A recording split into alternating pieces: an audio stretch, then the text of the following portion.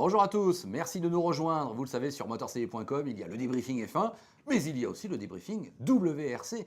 Et on est très fiers de vous parler de cette belle discipline qui est diffusée sur notre antenne. Et c'était le cas ce week-end avec le Tour de Corse. À mes côtés, Patrick Rivet. Salut Patrick. Salut LFB. Alors, on s'est régalé avec un rallye quand même qui reste, j'ai envie de dire, un juge de paix, en tout cas emblématique, dans une saison globale de rallye. Ouais. Avec un Ogier, je vais tout de suite aller à l'essentiel, en mode patron. Oui, carrément. Carrément, tu fais bien de le préciser. Et c'est vrai, alors déjà, retour sur ce rallye, ce Tour de Corse, qui était revenu au calendrier, vous le savez, l'année dernière. Et franchement, l'an dernier, entre les intempéries, les inondations, une partie de la région qui avait été dévastée autour de Corté, on pensait plus à la limite aux gens qui se retrouvaient un petit peu dans la désolation plus que dans la course en elle-même. Ça n'avait pas été une belle édition et il fallait vraiment remettre un petit peu les choses d'aplomb car ce rallye est quand même un rallye extraordinaire, ce fameux rallye des 10 000 virages. Oui. On a aussi revu un point clé qui est quand même la ville-étape. Là aussi, les gens de Corté sont des gens adorables. En revanche, là où se retrouvait l'assistance, c'était catastrophique l'année dernière. On a revu les choses. La ville de Bastia a fait l'effort. On a organisé, pas très loin de l'aéroport, une belle assistance. Donc là, on est un petit peu de ce côté-là déjà, il faut le préciser. On est quand même revenu à un niveau mondial et logique d'une organisation française telle qu'on D'ailleurs, tu sais qu'on y retournera dans 6 mois. Voilà. Car le Tour de Corse 2017 a été annoncé du 7 au 9 avril, donc ça va s'enchaîner pratiquement. Et puis, pour continuer aussi là-dessus, cette spécificité avec des spéciales qui vont jusqu'à 54 km de distance et carrément, la première de la journée, c'est pratiquement la plus longue de la boucle. Moi, j'adore parce que d'abord, il faut être réveillé. Le fait qu'il n'y ait plus, avec le règlement actuel, d'intermédiaires donnés aux pilotes, ils sont pendant 54 km livrés à eux-mêmes avec leur équipier. Est-ce que j'attaque? Est-ce que j'attaque pas? Est-ce que je fais attention aux pneus? Voilà, il y a toute une gestion véritablement qui est laissée dans la voiture, qui est laissée à l'équipage et dans cet exercice. Et voilà, comme tu viens de le dire, on en revient aux fondamentaux. Eh bien, Sébastien Ogier, bien sûr, c'est le patron. Il l'a montré une fois encore. Ça lui fait du bien d'enchaîner encore une fois 2 victoires successives après celles remportées à la fin de l'été en Allemagne. Et puis, si tu peux me permettre, il avait une revanche à prendre sur le Rallye de France d'une façon générale, puisque on va, hormis en 2014, en 2013, il a perdu en Alsace.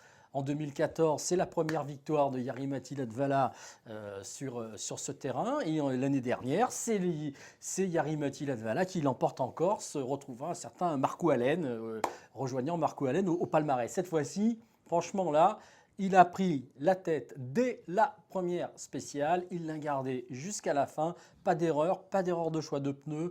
La gestion quand il le fallait, l'attaque quand il le fallait aussi, à tel point qu'on en revient à la phrase de Latvala du vendredi soir. Je ne sais pas comment il fait pour aller aussi vite. Depuis le temps qu'ils sont ensemble, il devrait le savoir quand même. Voilà. J'allais te poser la question. Là, tu parlais de Latvala, j'ai failli saisir la balle au bon. Alors je le fais maintenant. Quand un Latvala t'avoue face caméra son impuissance et son admiration et qui ne sait pas comment Sébastien fait, est-ce qu'un champion de sa trempe, moi je complique encore un peu la question, est-ce qu'un champion de sa trempe doit le dire?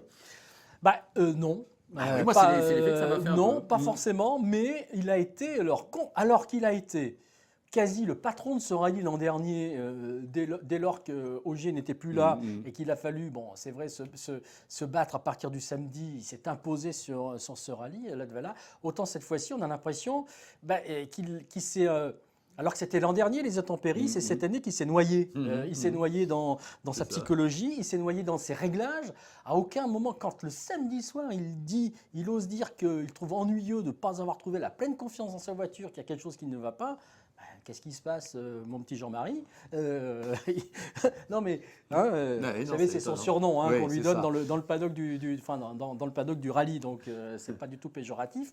Mais voilà, il était un petit peu perdu et il a été débordé, pas seulement par Ogier, mais par Mikkelsen, par Deville. Il termine 4, rappelons-le, donc peut-être la plus mauvaise place. Et il n'a pas eu ce rôle qu'il aurait sans doute espérer jouer pour la lutte pour la deuxième place qui se joue Absolument. entre Mikkelsen et Neuville. Ah, complètement, complètement.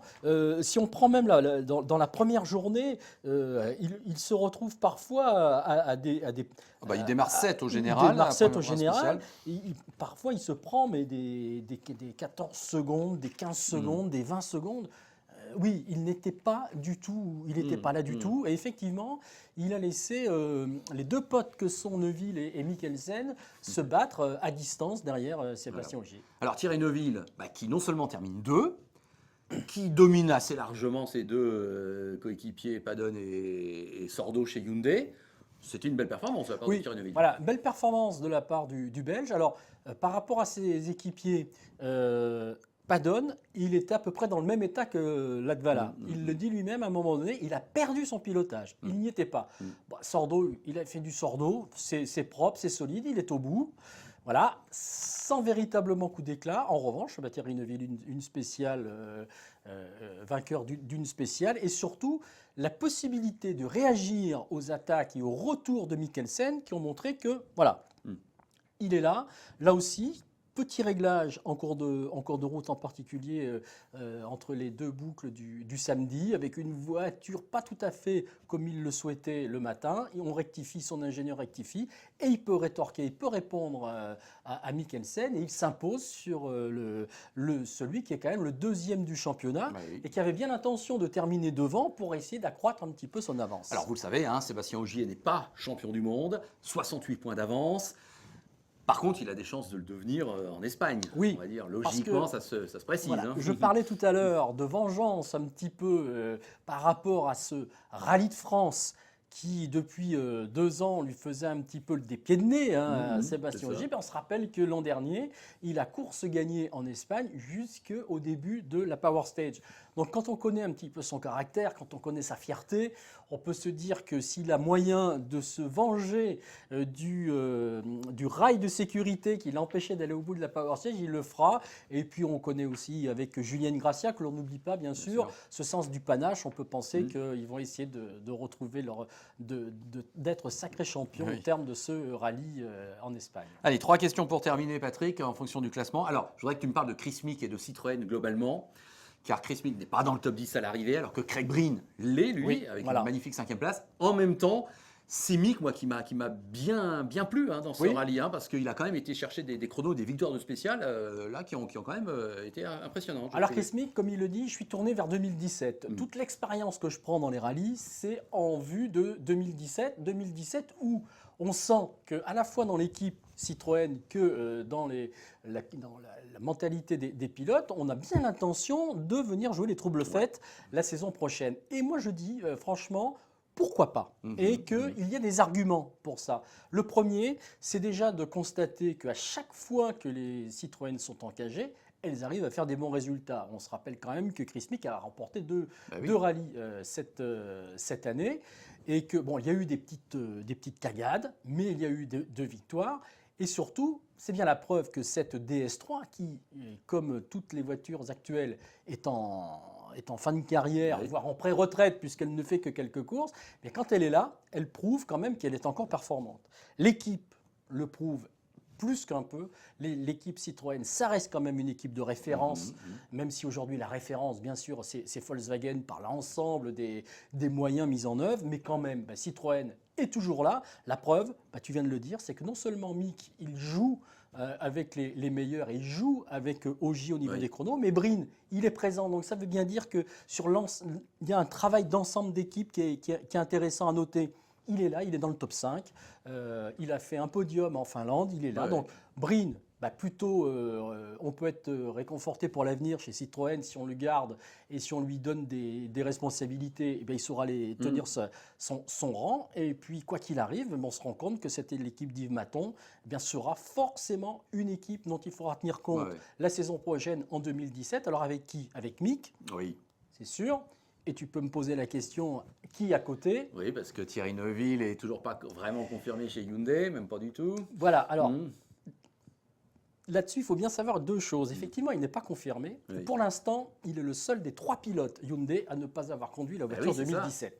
Il est clair que s'il reste et s'il continue avec Hyundai, pourquoi pas, qui est quand même une des options. Il Oui. n'y a pas de problème, il est là depuis suffisamment de saisons, il a essuyé les palâtres avec la voiture actuelle. Bah, s'il est là l'année prochaine, on trouvera tout à fait ça normal, et dès lors qu'il aura signé, il se mettra à rouler avec la voiture 2017. Mais on sent bien quand même que pour l'instant, il y a une petite incertitude, et on sait depuis l'été qu'il est presque en haut des tablettes d'un certain Yves Maton, dont on a parlé tout à l'heure, qui est donc le responsable de l'équipe Citroën en rallye. Ouais. Donc voilà, pour l'instant, rien n'est fait, mais Thierry Neuville, il a peut-être encore un pied chez Hyundai, mais il en a peut-être un début Ouais, d'orteil c'est ça. qui pourrait partir du côté Citroën. de Guyancourt. Affaire à suivre, comme on dit. Allez, dernière question. Bah, l'autre Français du WRC, comme j'aime à l'appeler, c'est Eric Camilli, qui l'a joué presque à domicile. Le Niçois, Oui, bah, bien bon, sûr. allez, c'était pas loin. Son père est Oui, natif tout à fait. de Corse, hein, donc Alors écoute, c'est bien, il est devant Osberg, il est dans les points, il a été au bout, ça a été solide, ça Voilà. a été prudent. concluant. Voilà, Oui. prudent. Bon, là, celui-là, il avait franchement l'intention de le finir, Oui. d'aller au bout. Et il a eu raison, parce que, encore une fois, on le dit, le championnat du monde des rallyes, ce n'est pas quelque chose de facile quand on y débute.